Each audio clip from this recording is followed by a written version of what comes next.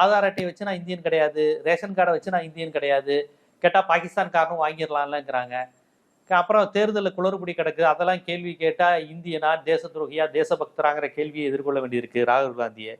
ஆனால் குளறுபடிகள் மட்டும் வந்துகிட்டே இருக்கு. சாரி, முறைகேடுகள் வந்துகிட்டே இருக்கு. இருங்க, இன்னைக்கு வந்திருக்கிறது கேளுங்க. ஒவ்வொரு நாளும் இந்த அப்டேட் சொல்றதே, தேர்தலில் வாக்காளர் பட்டியலில் என்னென்ன மேஜிக் நடந்திருக்கு அப்படின்னு சொல்றதே பத்திரிகையாளர்களுடைய வேலையா போயிடுச்சு.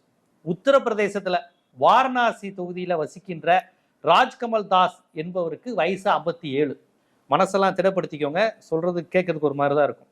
இந்த 57 வயசான இவருக்கு மொத்தம் 43 பிள்ளைங்க இருக்கிறாங்க. எப்படி எப்படி எல்லாம் கேட்கக்கூடாது. 57 வயசு தான் ஆகுது, ஆனா அவருக்கு 43 குழந்தைங்க. அப்ப எப்ப எந்த வயசுல அவருக்கு முதல் குழந்தை பிறந்திருக்கும், அதையெல்லாம் நீங்க கேட்கக்கூடாது. அப்புறம் இவருடைய கடைசி மகனின் வயது 28.